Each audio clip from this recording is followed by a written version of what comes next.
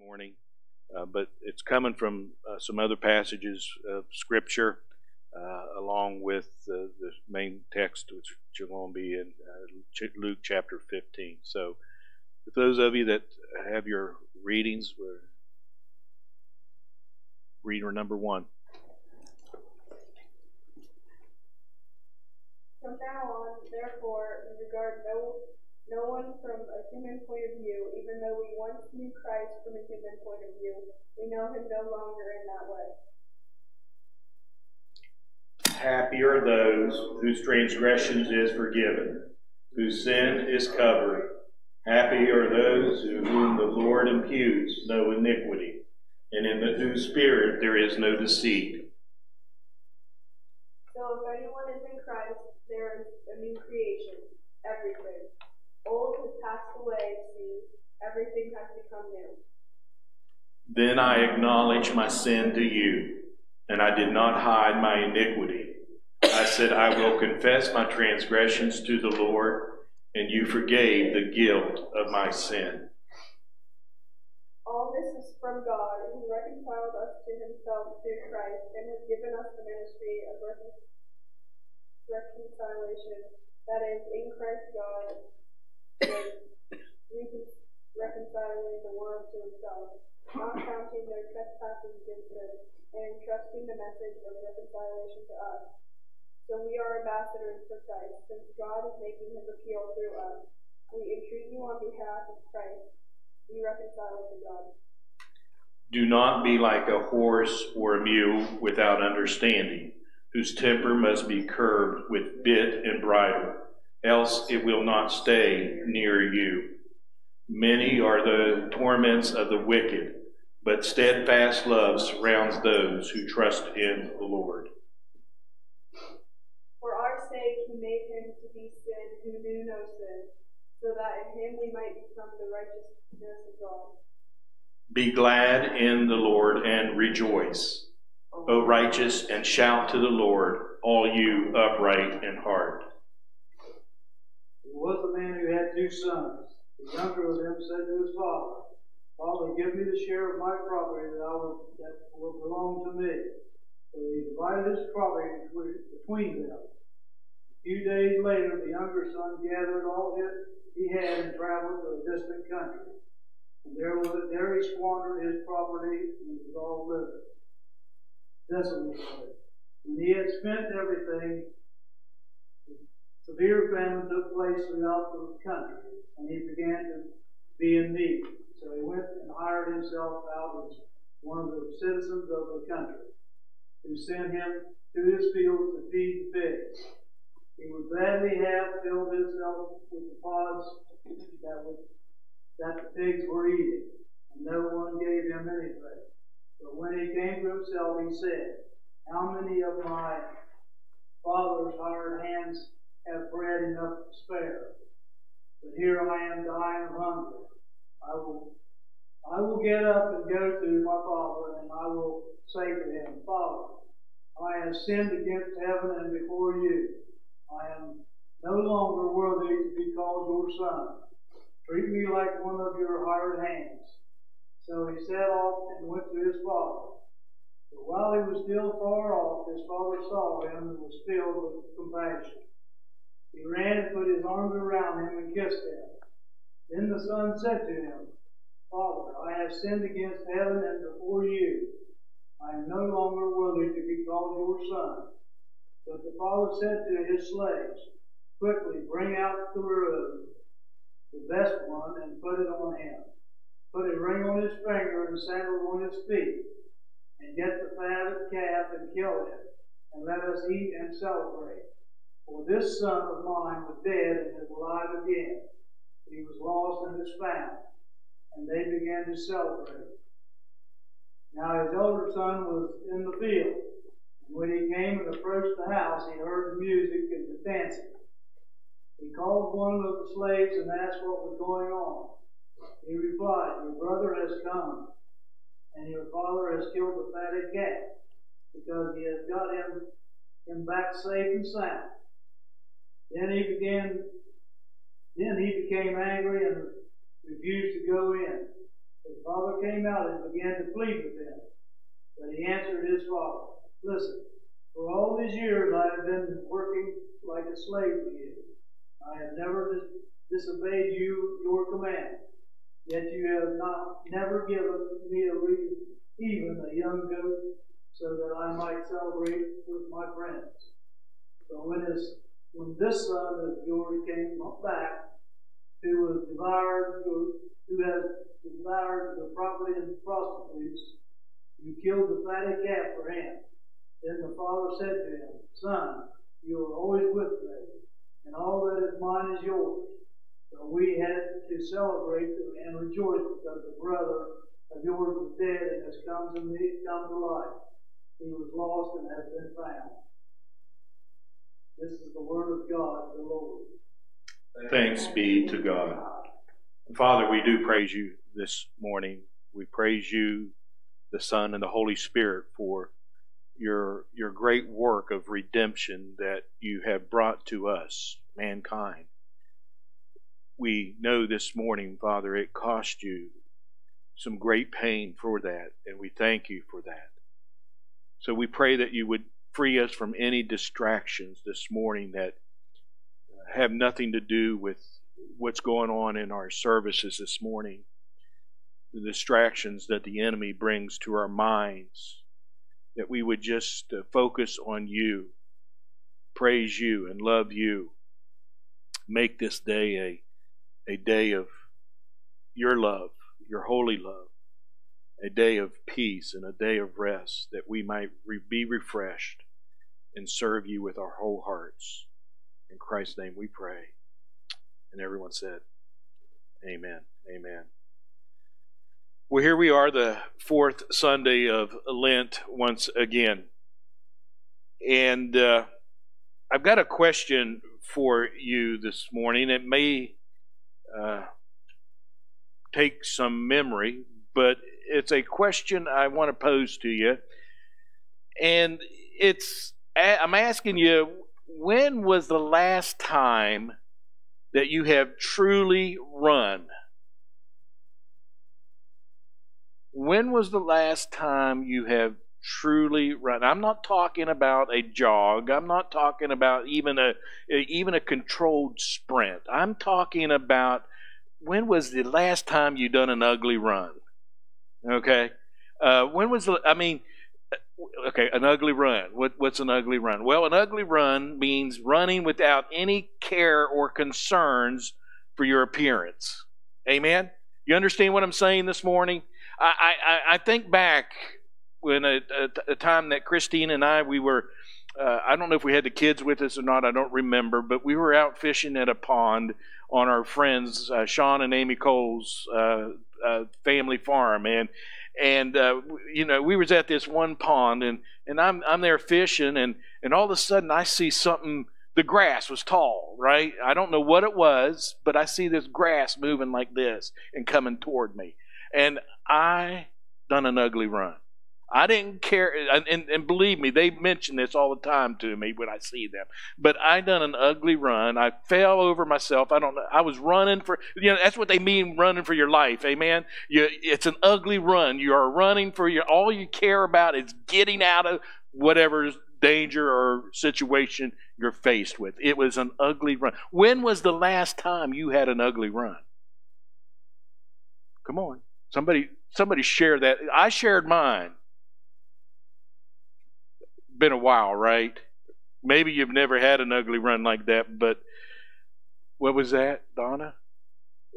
Oh, I thought you was talking.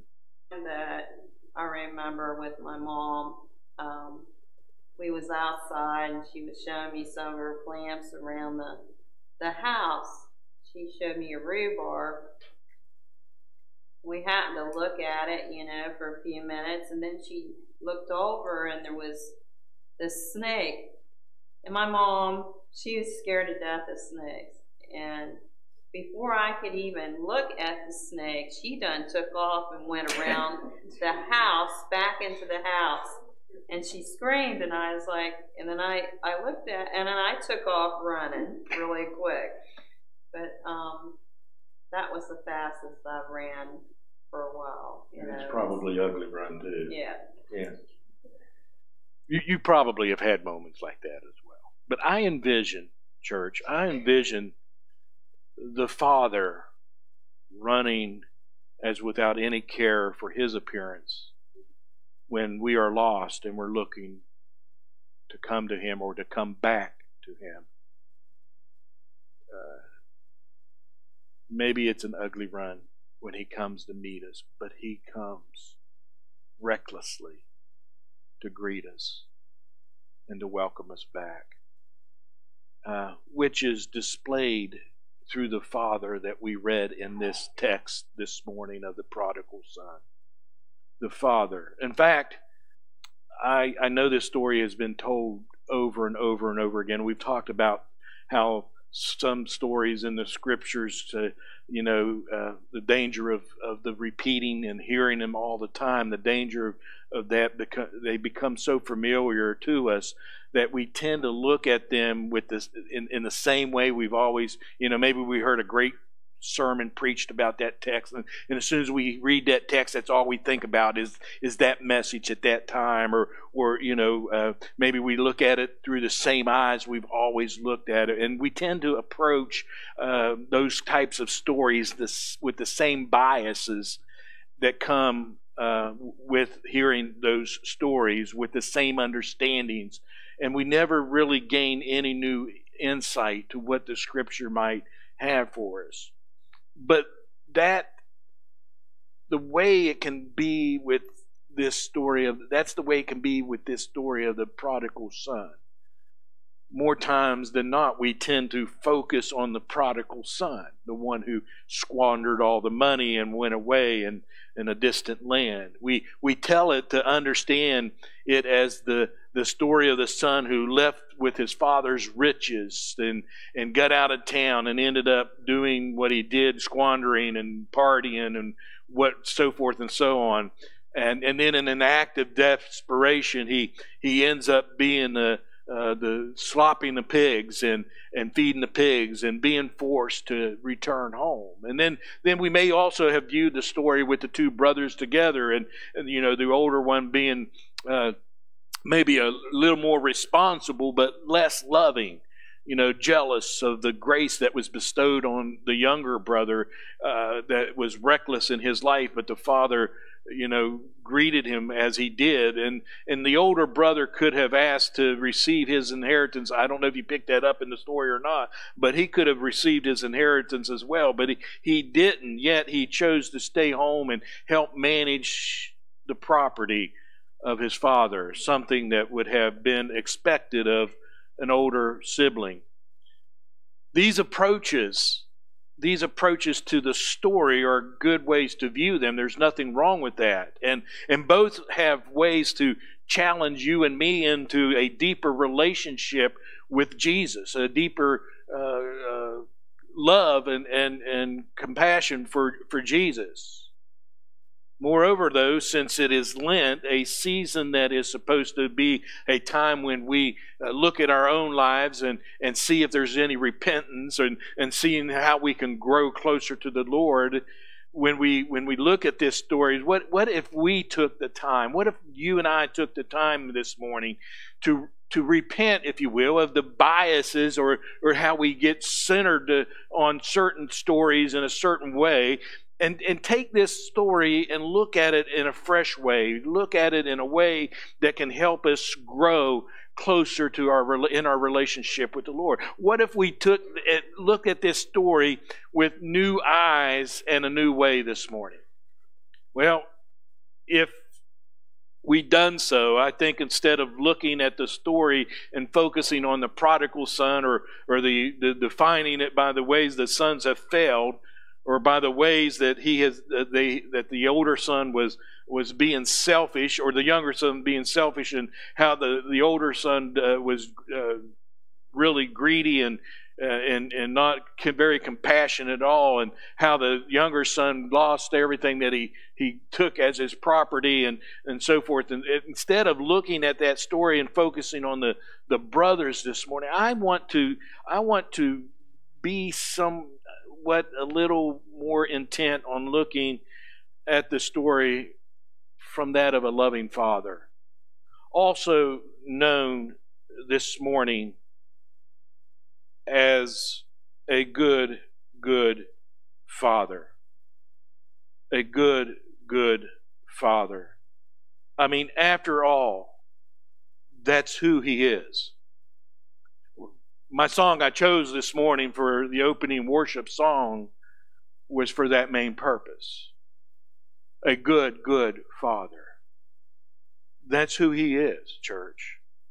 That's who he wants to be in our lives this morning. And when we do that, the first thing that we see in this story that shows his love and compassion and all that is that the younger son basically tells his father, I wish you were dead.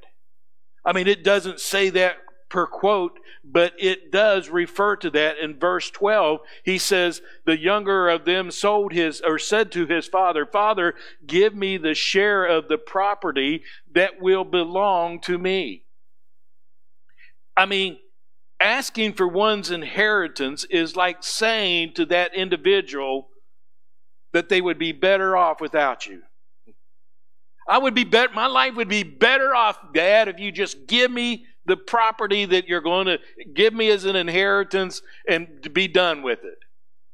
It was the expectation of that time that the Jewish men would control their estates while they were alive. That's the way it was. They didn't give their inheritance to their children until they had passed away. They took care of it. It would have been shameful for them, the heir, for the son. It would have been shameful for that son to request an inheritance prior to the father's death. And also, it would be shameful for the son or the father to give that inheritance to the son as well. In rare cases, what would take place would be that the father might divide the inheritance early, divide the land early, and have his sons manage that land while he was still alive, but that would be the father's choice. It would not be the children's place to ask for it. I go on to read in that verse that because this good father, that he went ahead against tradition, against his feelings, against whatever wasn't the right thing or whatever, that he divided his property between them. He divided his property between them. Why? Because that's what a good father would do. Because that is who he is. That is who he is. He gives his sons the inheritance in advance. It goes on in verse 13. It says, a few days later, the younger son gathered all that he had and traveled to a distant country. That, my friend, shows the absolutely radical generosity of the Father. Now, I don't know about you, but I don't see anywhere in this story where the Father asks, what are your intentions? He doesn't ask the son, why do you want this money now? Or the inheritance? Why do you want your land now? I don't see that in the story. Moreover, despite the shame that would have been brought upon the father, he still, as the scripture says in verse 13, he still generously gives his son the inheritance.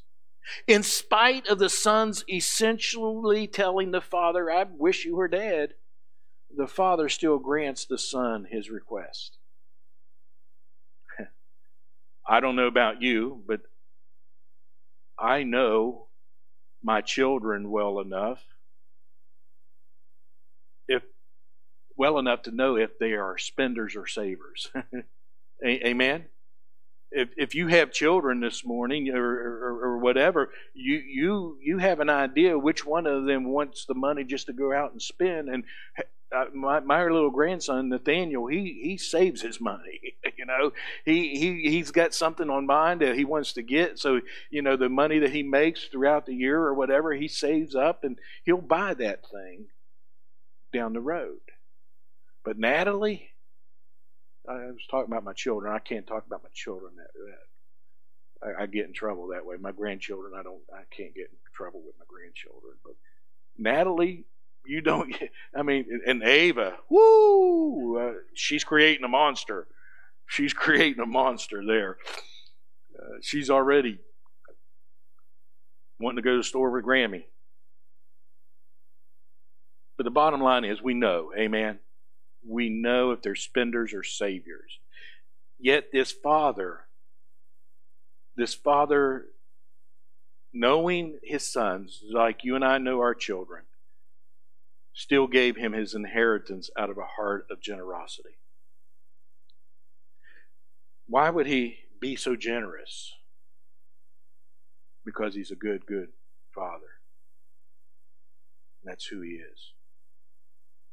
You see, it goes on to talk about that the father is also just landowner. A just land. I mean, we can infer that the father is just and compassionate because even though the younger son has squandered all his wealth and is starving to death, the son is longing to be one of his father's well cared for servants. I want you to think about that for a moment. How many of my father's hired hands, he says in verse 17, how many of my father's hired hands have bread enough to share or to spare?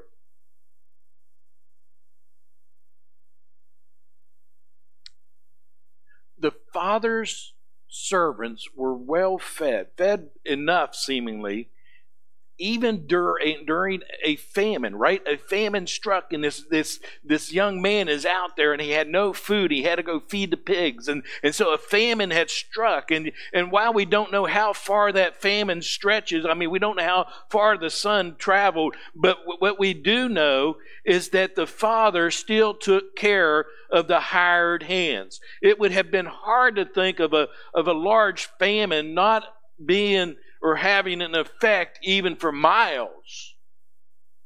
And in the midst of all that, it seems that even during times of scarcity, that the father ensures that his servants are being fed. The son knows that even if push comes to shove, if he comes home as a servant, he will be well cared for. He would have at least, he won't have to eat with the pigs. Why? Because of the father is a good father. And that's who he is. And it implies to me this morning that the father is not cruel or unkind to his servants, but he treats them justly. The fourth point that I see in this is that, man, the father is patient. The father is patient. Why? Because he's a good father, and that's who he is. Patience is a virtue I wish I had at times. But I'm not going to ask God for it, that's for sure. But anyhow, the text says in verse 20 that while he was still a long way off, his father saw him. Okay, the son gets in a desperate place. He's hungry. He's out of money. He's spent it all on wasteful spending, and here he is slopping the pigs and eating with the pigs, so forth and so on. He decides, hey, I'm better off home with the servants, and so he gets up and he starts home. And it says, while he was still a long way off, his father saw him. The only way that he would have seen him would be if he was looking for him. Amen? I mean, day after day after day, I can picture that loving father. I can picture that good father. I can picture him going out and looking for his son. I don't know, maybe it was the first thing in the morning, or maybe it was 2 or 3 times during the day, but he was looking because he saw him afar off. It wasn't when he got close, but it was afar off. He seen him in the distance. While we don't know how long it takes the son to squander all his funds and come to a place of destiny, I like how the scripture says he came to his senses. We don't know how long of a period that was. We know people in our lives, we would be, that could be described as prodigals. We know that we've seen it happen. Maybe your life. I've seen people get away from the Lord, leave the Lord, and be gone not for days, but years. I can remember hearing a pastor testifying about the call of God in his life, and he didn't answer that call when he was a teenager. And later on in life, some 20 years later, he decides to answer that call. He got right with the Lord and answered that call. A prodigal can be gone a long, long time.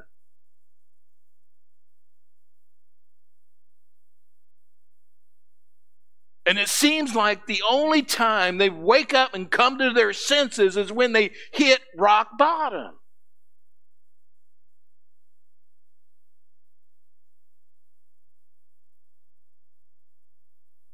If that's the case, then it means that the father was potentially waiting and looking for his son for years. Not just a couple days after he left, not just a week or a month, but for years he was probably getting up and looking far off into the distance, seeing if his son was coming back.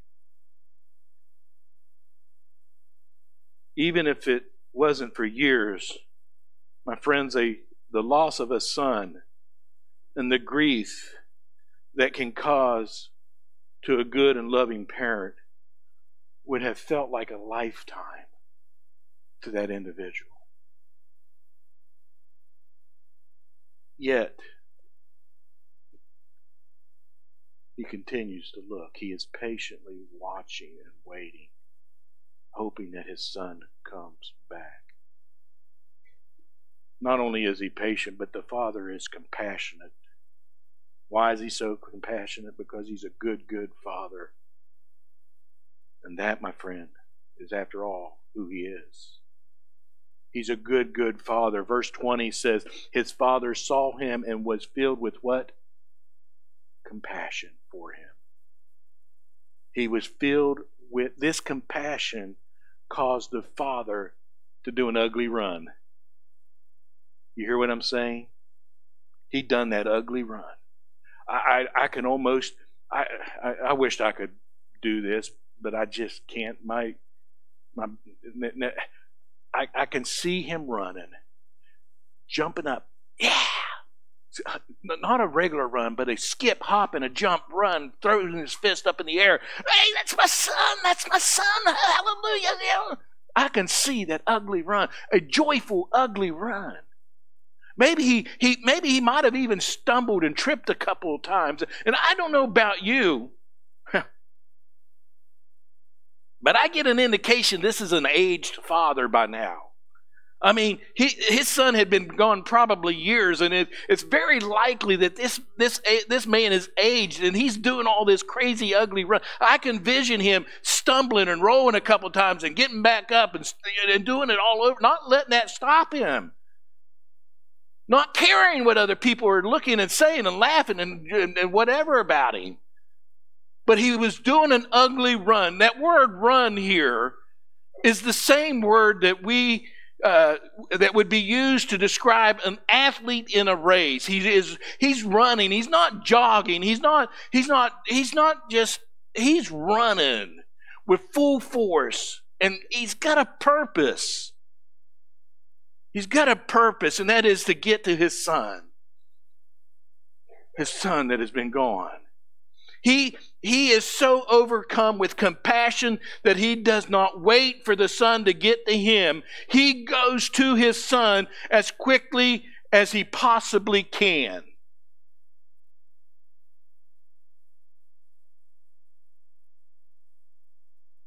And the father forgives lavishly. Wow. Verse 22. But the father said to his slaves, quickly, bring out a robe, the best one, and put it on him. Put a ring on his finger and sandals on his feet. The son doesn't even finish his speech before the father is having him adorned with royalty and reclaiming him as his son. Why does he do this? Because he's a good, good father. After all, that is who he is. He doesn't ask where he was. He doesn't ask where the money is or how he ended up smelling like pigs. He just welcomes him home. The wanderings of a prodigal son are never once mentioned by the father. I knew you'd be back. I knew you'd squander it. I knew what was going to happen. I knew this. No. Put a robe, the best. Give him a best robe. Put a ring on his finger and sandals on his feet. He had compassion for his son. He forgave him above measures that we could only imagine. But also the father loves extravagantly. Verse 23. And get the fatted calf and kill it, and let us eat and celebrate. For this son of mine was dead and is alive again. He was lost and he is found. And they began to celebrate. And now his elder son was in the field, and when he came and approached the house, he heard music and dancing. And he called one of the slaves and asked what was going on. And he replied, your brother has come, and your father has killed the fatted calf, because he has got him back safe and sound. And then he became angry and refused to go in. And the father came out and began to plead with him. But he answered his father, listen, for all these years I've been working like a slave for you, and I have never disobeyed your command, yet you have never given me even a young goat so that I might celebrate with my friends. But when this son of yours comes back, not my brother, but when this son of yours comes, you've done that. It's your son, daughter, Chrissy. It's not ours, it's yours. You know what I'm saying? This is your son, Dad. Not my brother, but it's your son who has devoured your property, and with prostitutes you killed the fatted calf for him. And then the father said to him, son, you're always with me, and all that is mine is yours. But we had to celebrate and rejoice because this brother of yours was dead and has come back to life. He was lost and he's been found. The response to the son coming home is a party like none other. It is a party like none other. It's a welcome home party like you cannot imagine. This party includes food and celebration. If this were still during the time of famine, and if that famine impacted this family, he still sought to celebrate the son with extravagance. Kill the fatted calf. That means that calf had been well fed and taken care of if there was a famine in this area. And he's saying, I'm going all out. Why? Why would he do such a thing? You know it by now, right? Why?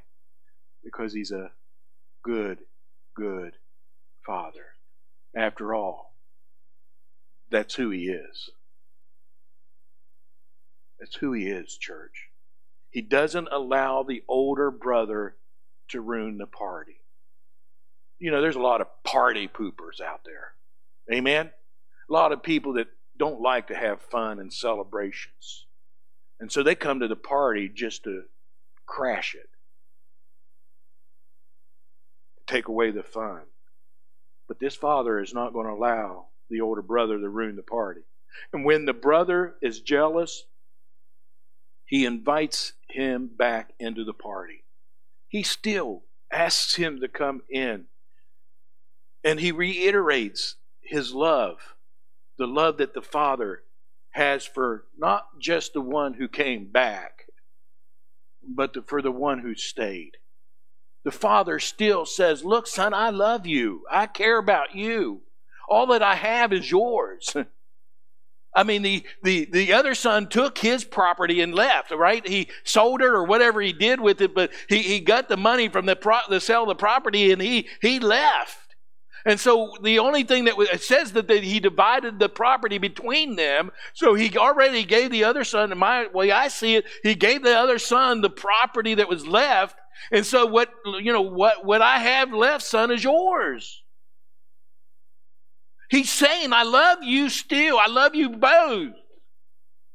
And he speaks of celebration and rejoicing at the younger son being found. He was lost. He was as if dead and came back to life. How many of us, what kind of celebration? Think about that for a moment. They're gone. They've passed on. And I know it would be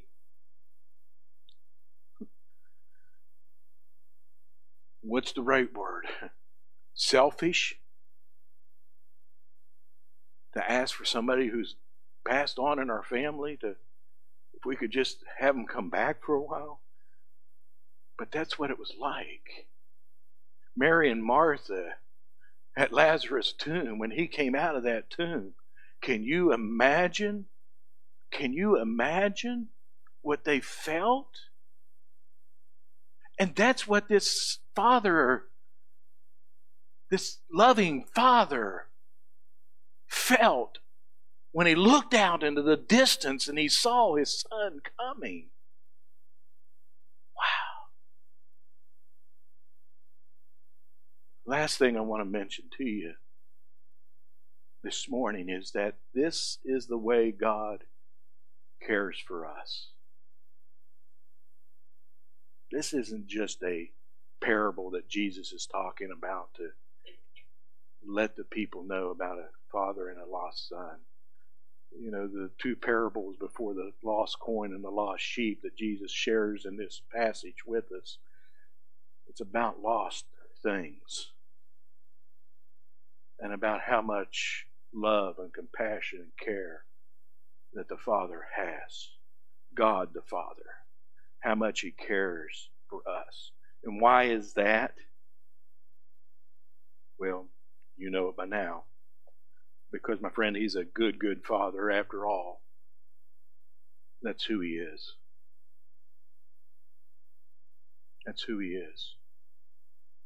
God erases the shame of feeling like prodigals when we come back to Him. I know. I was a prodigal. I went against God. And boy, I beat myself up sometimes still today because of that. But God says, you're forgiven. He's ran to meet me. He waited patiently for me. I mean, we often focus so much on being lost that we become caught up in our own unworthiness. Amen? When you're lost, when you're away from God, when you're not doing God's will in your life, you begin to feel unworthy.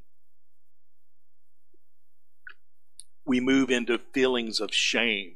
Amen? Shame becomes a burden.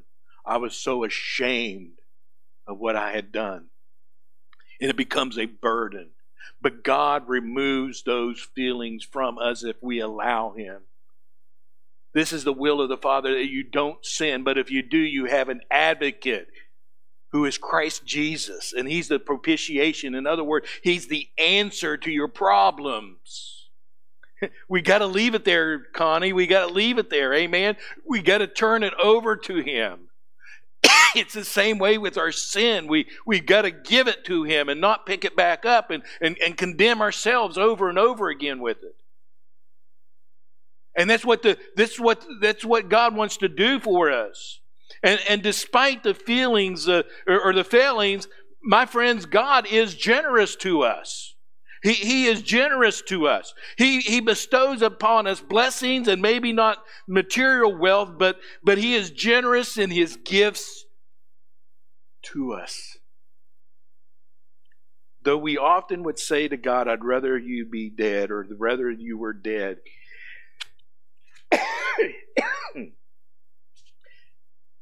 He still continues to be generous and give us good things. He's a just God. He is also a patient God. We fall and we fail time and time again, yet God continually watches and waits for us. He's a compassionate God. He seeks us out, and while He waits for us to return to Him, and then when He sees us coming back, you know, I've learned a long time ago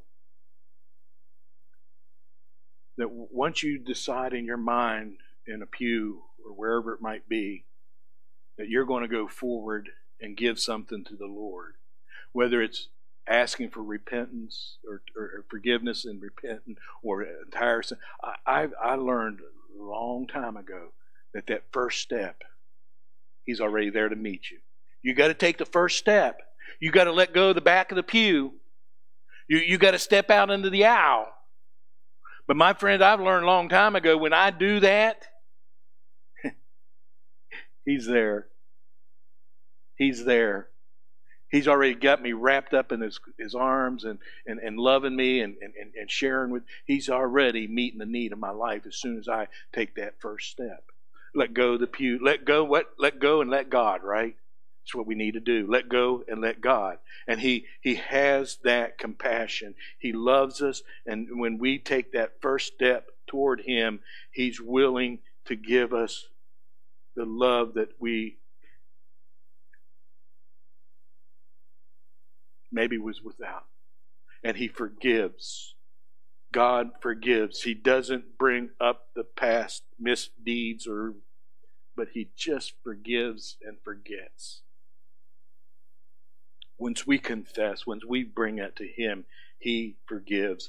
And He loves extravagantly. He loves extravagantly. We are celebrated when we come to God. The Scripture says that the angels, when one person, the angels celebrate, they throw a party in heaven over one lost soul.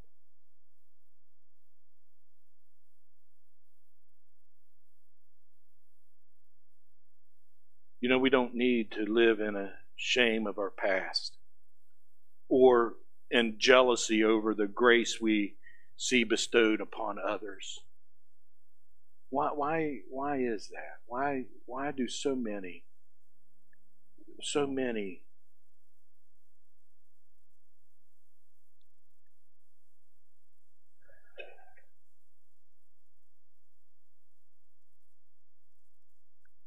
concern themselves with the goodness of God working in someone's life? We don't need, we can sit in the promises that we follow God of deep compassion, of deep love and forgiveness. We can walk toward God as God runs toward us and embraces us in a comfort of compassion. We don't need, my friend, to even finish our speech of contrition. We just, before God, He begins to wrap His arms around us. At the moment we want to say, Lord, He's there. Lord, forgive. We don't have to, but He's there for us. For He is a good Father who loves us with complete abandon and is just waiting to see us approach home. Why is it? Because that's who he is. That's who he is, my friend. Both of these brothers had challenges in their life. It's no different today. We all have challenges. We all have difficult times. And the question is not do we have them, but what do we do with them? It's not the question of do I have challenges, but what am I doing with them? Connie, your testimony this morning is what we do with a lot of our challenges or problems. We take it to him initially, but we pick them back up. And they can cause us problems. Come to me, all ye who are burdened and heavy laden, and I will give you rest. Take my yoke upon you and learn from me. We're still carrying a yoke, but it's not the world's yoke, it's the Lord's yoke. You know, a team of oxen. Your teammate is Jesus. Amen? He's the one. He's the one that we need to take our challenges to. And so this morning, I would like to challenge you by asking some personal questions this morning. First of all, the most important question is, what are your challenges this morning? What are your challenges and what are you dealing with and how are you dealing with it? Maybe it's the challenge you face in how do you lay your request or your prayer at the feet of Jesus this morning. Maybe you're like what Connie was saying, and that you bring it to him, but you don't leave it there. We pack up those rocks and we put it back in our bag, and it's the same load we have coming up. Maybe that's your challenge this morning. Maybe it's the challenges you face is in deciding to come to the party. Coming to Jesus, coming to the celebration, coming back to Jesus.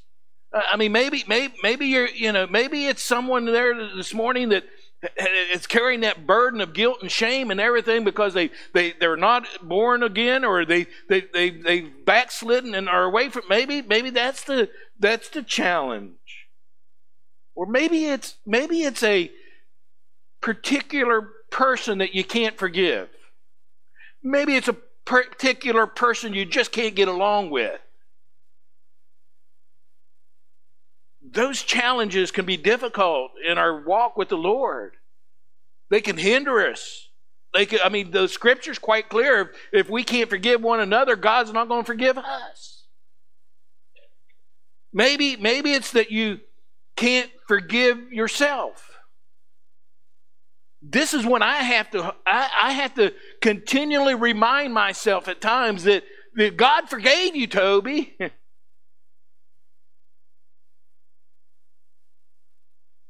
I was talking to somebody not long ago.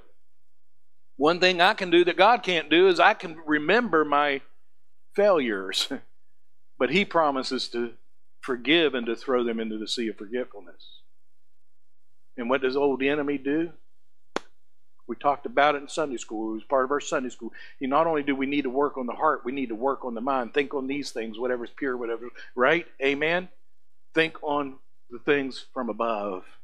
But old Satan wants to get in there and throw the past in your mind and get the guilt and shame. He just wants to make us lukewarm.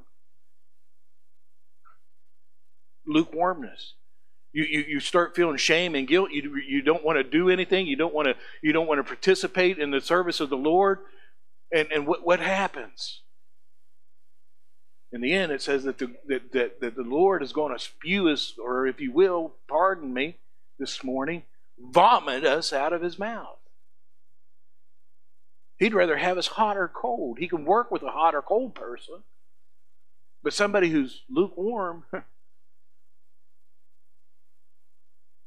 I like hot chocolate and I like ice cold milk, but don't give me warm milk. Amen. I love hot chocolate, and I fix her up. I doctor her up, and I love ice cold milk with a few cookies, maybe too few. But to get milk that's just been sitting out room temperature, ooh, not for me.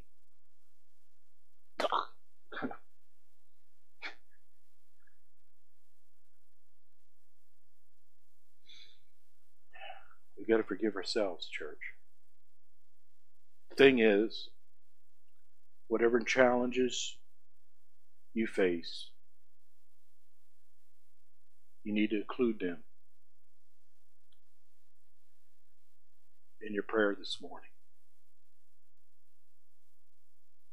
You need to bring it to Jesus. Maybe you are challengeless. I don't know. I find that in our world today, I find that difficult, that someone wouldn't have any challenges in their life. But I know the world I live in. I know the world you live in. And I would say there's some challenges that we just need to lift up to the Lord this morning. Stand with me. Stand with me this morning.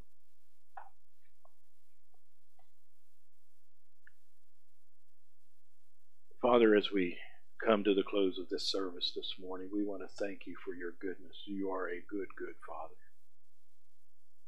We thank you for the story of the father and the prodigal son, and how we focused on the Father this morning and his goodness and his love and his mercy, his grace, his compassion, his justice, his forgiveness, his love for us. As we said in the beginning, this story is a parable, but the true story is, it represents who you are. A good, good Father. And that's who you are. Maybe someone here this morning would just, in the closing moments, would say, Pastor Toby, I've got some challenges in my life. I need prayer. Would you pray for me? I'm going to ask God to help me on those challenges, but I need a prayer partner. Would you pray for me? Would you just lift your hand real quick and then back down? Anyone like that at all this morning? Anyone at all? Just real quick.